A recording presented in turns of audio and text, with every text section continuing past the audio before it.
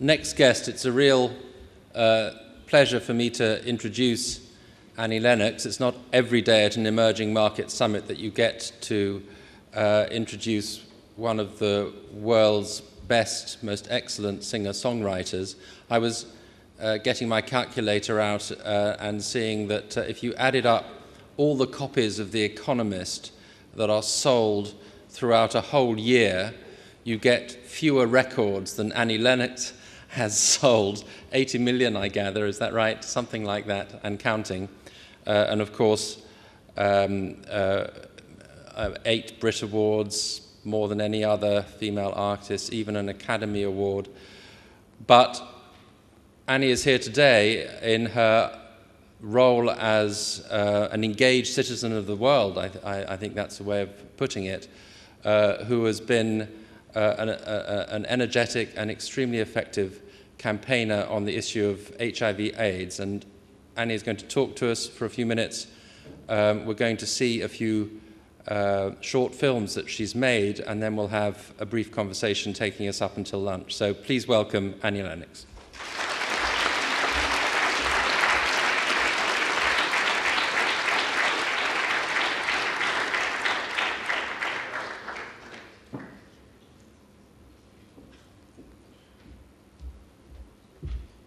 Thank you so much. I'm really delighted to be here today. It's an extraordinary opportunity for me to campaign, actually. And I thought that before I begin, I'd like to just take a moment to remind ourselves about the actual facts of the HIV/AIDS pandemic. HIV, I'm going to read from my statistics here because my brain isn't very good at retaining these complex pieces of information, but nevertheless, bear with me. HIV remains a global health problem of unprecedented dimensions. Unknown 27 years ago, HIV has already caused the deaths of an estimated 25 million people worldwide. In the countries most heavily affected, HIV has reduced life expectancy by more than 20 years, slowed economic growth, and deepened household poverty.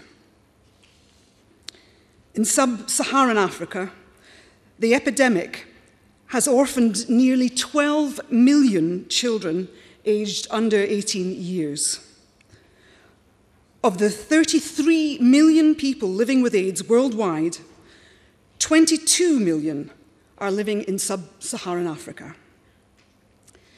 An estimated 1 in 10 people are HIV positive in South Africa, and I actually believe it's more. Over half of these people are women. Only 40% of all people in South Africa who need treatment are receiving it. 5 million people live with HIV in South Africa. Approximately 500,000 are infected each year, and 60,000 of these are children. In sub-Saharan Africa, without treatment, a third of the children with HIV will have died before their first birthday. Now, these statistics, these facts, are hard to absorb. They are somewhat abstract for us. We cannot imagine the deaths of 25 million people, but every day people are dying in their thousands, and people are becoming infected with HIV. In 2003, I was invited to perform for the launch of Nelson Mandela's 46664 HIV/AIDS campaign. This was a beautiful concert held in Cape Town. And it was a moment of education and, what would I say? Yeah, change for me.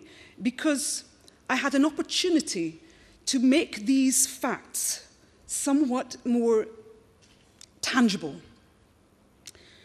First of all, Mandela invited the artists who had performed at the concert to join him in Robben Island, the day afterwards. So we all went there while Mandela stood in front of his former prison cell, addressing the international press. And he described the HIV/AIDS pandemic as a virtual genocide. Now, we've just had the president of Rwanda here, and we are very aware of genocide. And we had, I will never forget the images on the newspapers at the time of the appalling genocide that took place in Rwanda. I will never forget the genocide in Bosnia and former Yugoslavia. There have been genocides, the Holocaust of the Second World War, the images of genocide. But when Nelson Mandela, who is one of the most revered individuals on the planet, describes what is happening in his country and in sub-Saharan Africa as a genocide, where are the news headlines? We all adore Mandela and we want to give him respect, but we don't seem to realize what's actually going on. And one of the reasons I think for this is because HIV is hidden away. Mainly it is a sexually transmitted disease, as we know. It can be transmitted in various ways, but mainly it's sexually transmitted. Therefore, it carries with it a vast stigma, which creates silence, fear, and shame. And when people are very sick, they are lying in their homes, and they are not able to go out and fight and to say, look, we need help. So it boils down to activists. An organization, one of the main organizations that I personally support is a grassroots organization called Treatment Action Campaign. And 80% of the population, of the membership are women. And they actually, their work is mainly in civil activism to try to keep the issue of the HIV pandemic on the table. Now,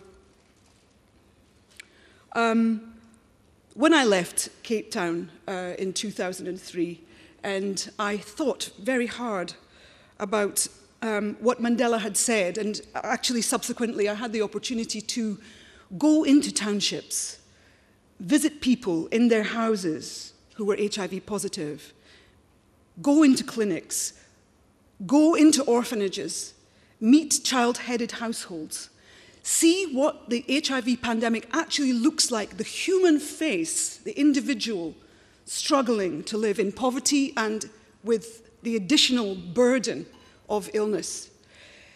And I felt that I must commit myself as a woman and as a mother, because I've had the privilege of having my daughters and having access to many things: great medical care, clean running water, education, safe housing, all of the things that actually, when you are living in a chronically, endemically poor circumstance, you cannot have access to.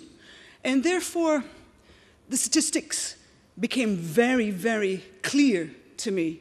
And I felt it would be impossible to not speak up.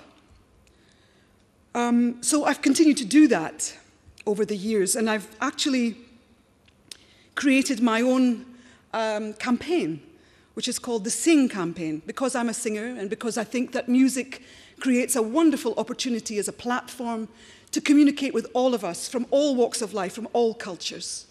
And so the Singh Campaign is actually only 2 years old. It's a young campaign, and part of it is based through a website, which, I mean, this wonderful possibility to communicate internationally around the world and to put messages out. I embrace this new technology.